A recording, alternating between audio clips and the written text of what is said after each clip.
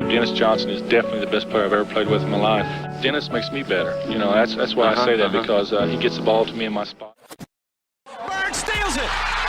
Johnson, layup, Boston, 1 second left. I'll never forget, everything just started went in slow motion. Two people being in sync and Bird just playing every second. And that's what the Celtics taught us. The best Dennis Johnson instant karma story ever told. That's the title, and that's exactly what you're about to hear. Because when Larry Bird pointed at the Dallas Mavericks bench and told them exactly how he was going to embarrass them, karma didn't wait. It arrived in 3 seconds flat, delivered by the one man Bird trusted more than anyone else in the league. Dennis Johnson was that man. And what happened next became the coldest moment in trash talk history. The Mavericks thought they could chirp at Bird. They thought wrong. Bird walked over during a timeout and told them the entire play before it happened. Danny Ainge would inbound, DJ would catch it, DJ would pass to Bird in the corner. Bird would step back and drain a three. He told them where he'd stand. He told them he wouldn't even move. He told them the next sound they'd hear would be the ball hitting the bottom of the net. Then he went out and did it. Exactly like he said, because that's who Larry Bird was. A man who turned inevitability into a weapon. But none of it happens without Dennis Johnson. None of it. Because DJ was the engine that made Bird's trash talk real. The league had given up on Johnson. Seattle traded him. Phoenix called him a cancer and dumped him for a backup center. By the time he landed in Boston, his reputation was destroyed. But Bird saw something nobody else did. He saw a player whose basketball IQ matched his own. A player who didn't need to be told where to be. A player who could execute the impossible on command. Bird called DJ the best player he ever played with. Not McHale, not Parrish, not Walton. Dennis Johnson. That's how deep the connection ran. The Dallas story proves it. Bird made a prediction that would have made him look like a fool if DJ messed up the pass. But DJ didn't mess up. Ever. When the play started, Ainge slapped the ball and found Johnson. The Mavericks knew what was coming. Bird had told them. But knowing and stopping are two different things.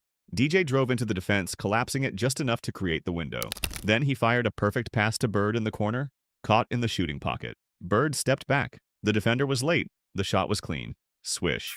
Bird turned to the Mavericks bench and stared. They sat in silence. Because what do you say when a man predicts your humiliation and then delivers it with surgical precision? You say nothing. You sit there and take it. That's instant karma. The beauty of it was in the execution. Bird didn't just talk trash. He staked his entire reputation on one play. If the pass is off by 6 inches, the shot doesn't fall. If DJ hesitates for half a second, the defense recovers. If Ainge makes a bad inbound, the whole thing collapses.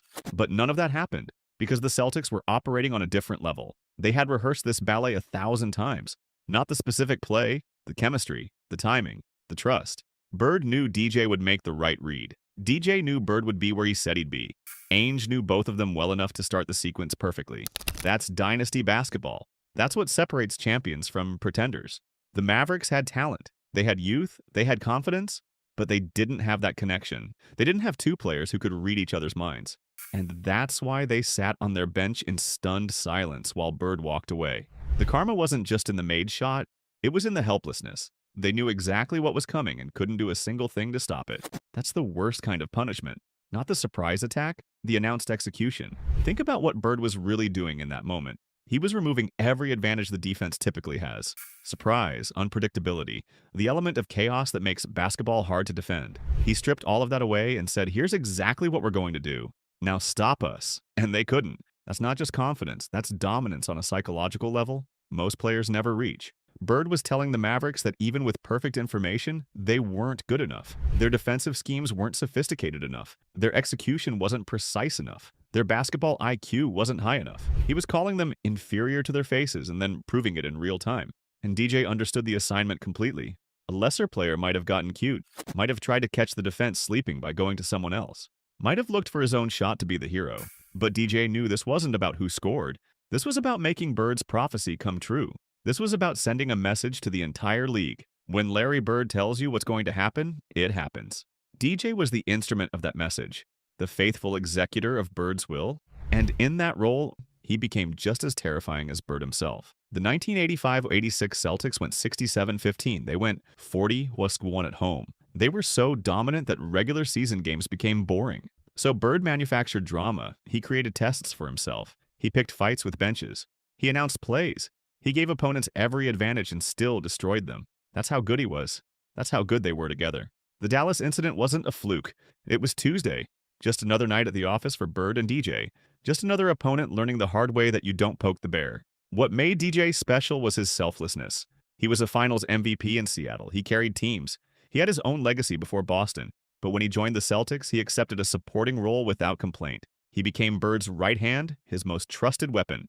And in doing so, he became immortal. Because while Bird got the headlines, everyone who knew basketball understood the truth. DJ made it all possible. He was the foundation Bird built his empire on, the silent partner in every great moment, the clutch gene that activated when it mattered most. Teams would focus on stopping Bird. They'd send double teams. They'd put their best defender on him. They'd scheme entire game plans around limiting his impact. And while they did that, DJ would quietly dismantle them. He'd hit the big shot, make the key steal, lock down their best scorer. He was everywhere and nowhere, the ghost in the machine. And when Bird needed him most, DJ was always there. Always in the right spot. Always making the right play.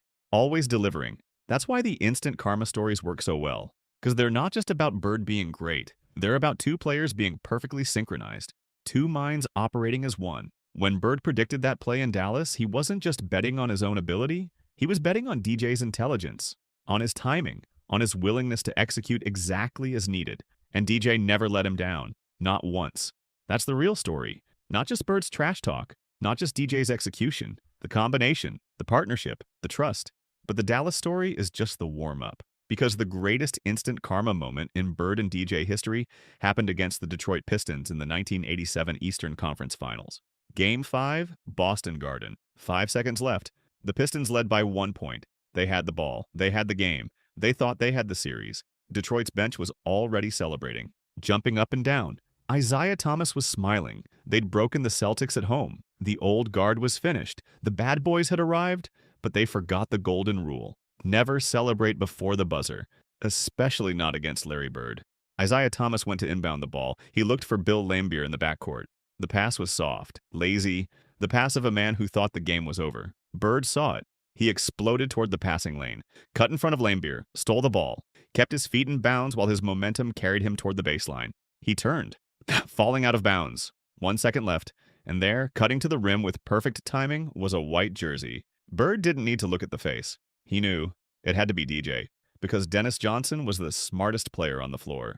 While the other Celtics stood frozen, DJ saw Bird make the steal and reacted instantly. He cut hard to the basket. No hesitation, no second guessing, just pure basketball instinct. Bird fired the pass. Difficult. Threaded through traffic. DJ caught it. Laid it in. 1 second left.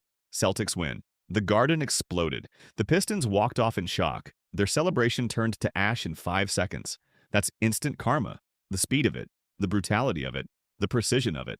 Detroit talked trash about Bird all series. Dennis Rodman called him overrated, said he only won MVPs because he was white. Isaiah agreed with him on camera. They disrespected Bird's greatness. They disrespected his game, and karma made them pay. Not in a week, not in the next game, in 5 seconds. Bird stole the ball and DJ finished the play. The two men the rest of the league underestimated, the slow white guy and the discarded cancer. Together they delivered the most famous punishment in playoff history, because that's what the Bird and DJ connection was. A punishment machine. Opponents would trash talk. DJ would lock down their best scorer. They'd panic, force bad passes. Bird would steal it. DJ would finish. Over and over. The karmic loop. It was beautiful. It was ruthless. It was inevitable. DJ made Bird better. Bird gave DJ redemption. Together they turned the 1986 Celtics into a machine that generated instant karma on demand. Consider the defensive side. Before DJ arrived in Boston, athletic guards destroyed the Celtics. Andrew Toney earned the nickname the Boston Strangler because he torched them every time. That was bad karma for the Celtics. Punishment for their lack of speed. Then DJ showed up. 9-time all-defensive selection. The best lockdown guard in the league. Suddenly those same guards couldn't breathe. DJ suffocated them, denied them the ball, chased them off screens, frustrated them into mistakes. And when they forced a pass trying to escape DJ's pressure, Bird was waiting, roaming, anticipating, stealing. That's how Bird led the league in defensive win shares. Not because he was a lockdown defender, because DJ funneled opponents into Bird's traps. The symbiosis was complete. DJ was the shield, Bird was the sword. Together they were unstoppable. The Rodman story shows how psychological it got. Dennis Rodman was draped all over Bird, physical, denying every move, playing elite defense. Bird started yelling at his teammates, "I'm open. Hurry up before they notice nobody is guarding me." Rodman was right there. but Bird acted like he didn't exist, gaslighting a Hall of Fame defender in real time. When Bird hit 4 straight baskets on Rodman, he walked to Chuck Daly, told the coach to get Rodman out, said it was too easy, told Daly to send somebody who would actually guard him. That's not trash talk. That's psychological destruction. Denying a man's existence while he's playing his hardest, making him feel invisible, making the coach feel incompetent. That's the karma Bird delivered. Humiliation so complete it erased your identity. And DJ was always there, the safety net. If teams doubled Bird, DJ got open shots. If they played Bird straight, Bird cooked them and found DJ for the dagger. Pick your poison. Either way, karma was coming. The thing about Bird's trash talk was that it wasn't empty. It wasn't designed to pump himself up or get under someone's skin just for fun. It was strategic, calculated. Every word was a weapon with a specific purpose. When he told opponents they couldn't guard him, he was planting doubt. When he predicted plays, he was testing their will. When he insulted coaches, he was creating chaos in their game plan. And behind all of it was the absolute certainty that he could back it up. Because he had Dennis Johnson, the one player in the league who could execute at Bird's level, the one teammate who never let him down. The 1987 steal became mythology because it had everything. The villain, the premature celebration, the impossible comeback, the perfect execution, the silence. Isaiah made a bad pass. Bird made an athletic play. DJ made the smartest cut of his career. Celtics win. Pistons lose. Karma delivered in 5 seconds. That's why this story endures. That's why it gets retold on YouTube 40 years later. Because it proves something we want to believe. That focus beats flash. That intelligence beats arrogance. That the game itself has a sense of justice. And when you disrespect that justice, punishment arrives instantly. Bird was the voice of karma. DJ was the hand. Together they were the greatest karmic partnership in basketball history.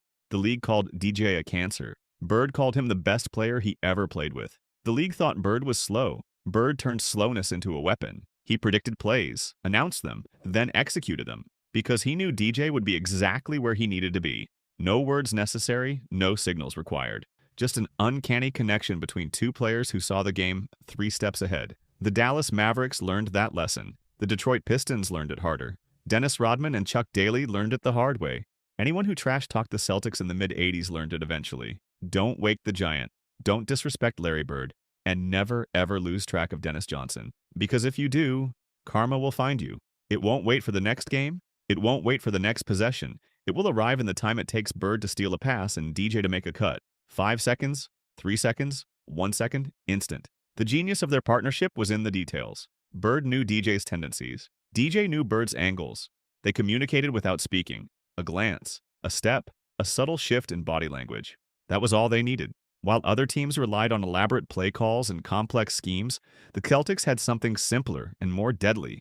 2 players who thought as one. 2 players who trusted completely. 2 players who never, ever failed when it mattered most. And that trust was earned. DJ put in the work. He studied film. He learned Bird's preferences. He sacrificed his own numbers for the team's success.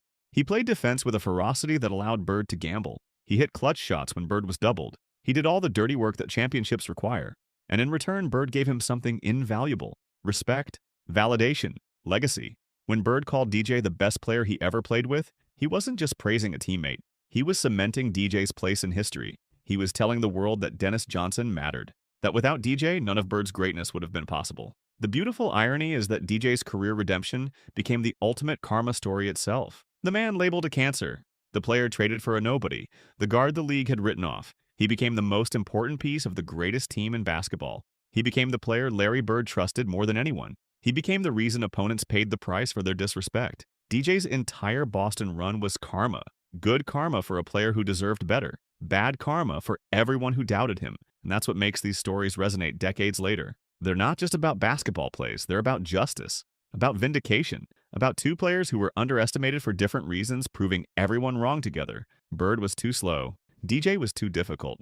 But together they were unstoppable. Together they delivered instant karma to anyone foolish enough to challenge them.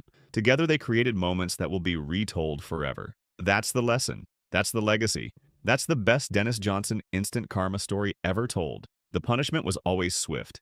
The execution was always perfect. And the message was always clear. You can't outthink Larry Bird. You can't outwork Dennis Johnson. And you definitely can't beat them when they're locked in together. If you want more stories about the players who defined basketball history, check out the rest of the channel. These legends earned their place. And their moments still teach us how the game should be played.